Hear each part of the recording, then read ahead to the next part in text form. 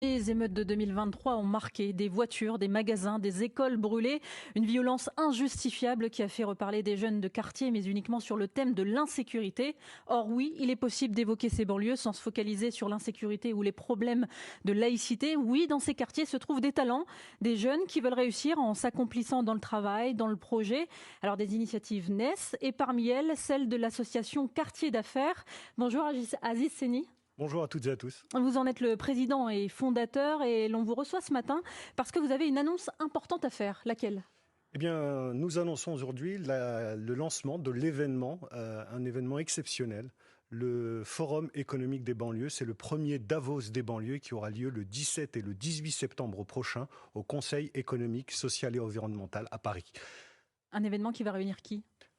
L'objectif de cet événement, c'est de répondre à partir d'un constat. Il n'y a pas d'intégration sociale sans intégration économique.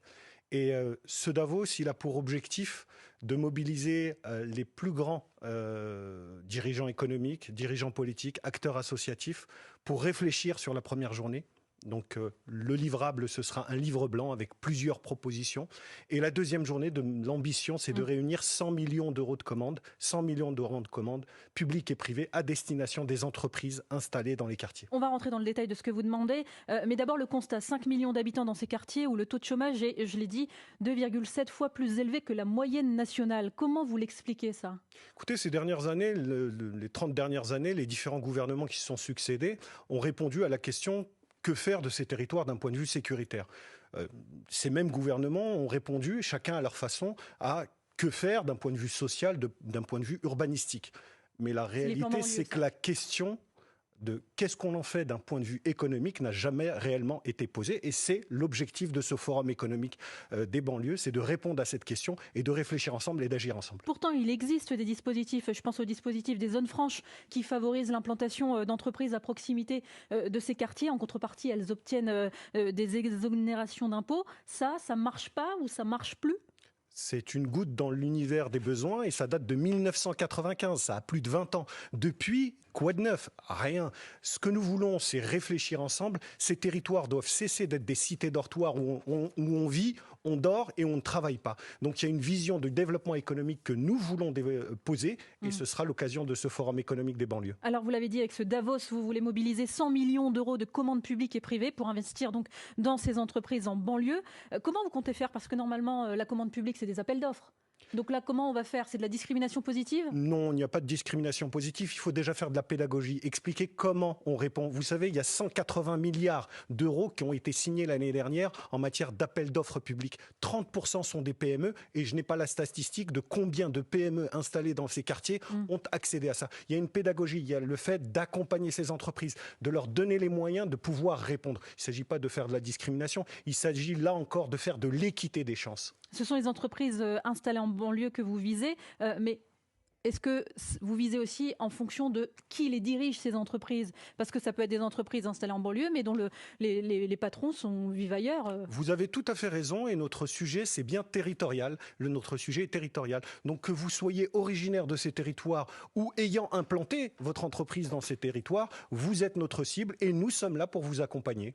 Clairement, votre message, c'est quoi ? C'est de dire aux jeunes de quartier, créez votre propre boîte ? Notre message, il est bien sûr celui-ci. Ces dernières années, on a beaucoup fait sur la création d'entreprises. C'est surtout de dire qu'on a un tissu de 250 000 entreprises. Qui sait, on parle toujours de cette banlieue qui coûte de l'argent.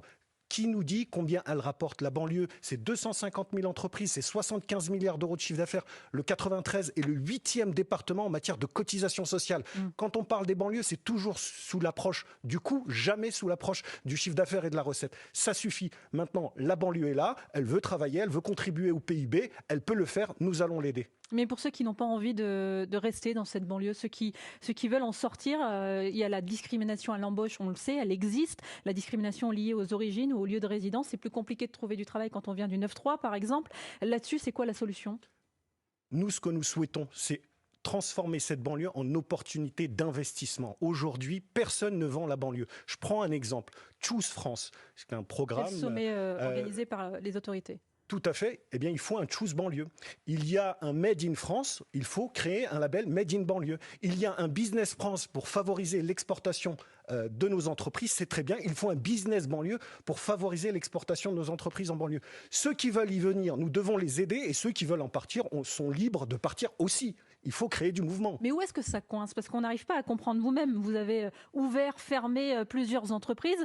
Votre expérience, c'est quoi? Est-ce qu'il y a par exemple des activités qu'il ne faut pas ouvrir en banlieue parce que ça ne marche pas, c'est sûr? Ou alors il y a un problème de recrutement? C'est quoi le problème? Le problème, c'est que la banlieue n'est pas structurée en produits d'investissement. Qui aujourd'hui dans ce pays fait la promotion de l'investissement en banlieue? Qui dans ce pays aujourd'hui valorise cette banlieue à travers le compte d'exploitation?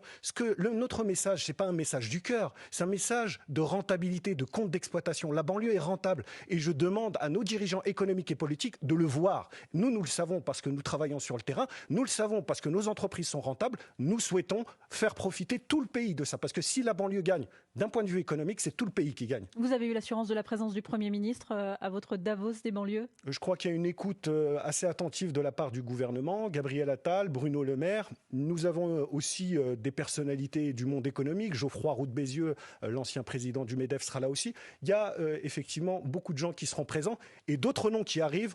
On vous donnera la liste de toutes les personnalités nationales et internationales parce qu'on a aussi par exemple une prix Nobel de la paix qui sera présente avec nous et peut-être un prix Nobel d'économie, je ne dis pas plus. Merci beaucoup Aziz Seni, président et fondateur de l'association Quartier d'affaires. Le Davos des banlieues, c'est donc les 17 et 18 septembre prochains au Conseil économique et social en présence donc du Premier ministre Gabriel Attal. Merci à vous.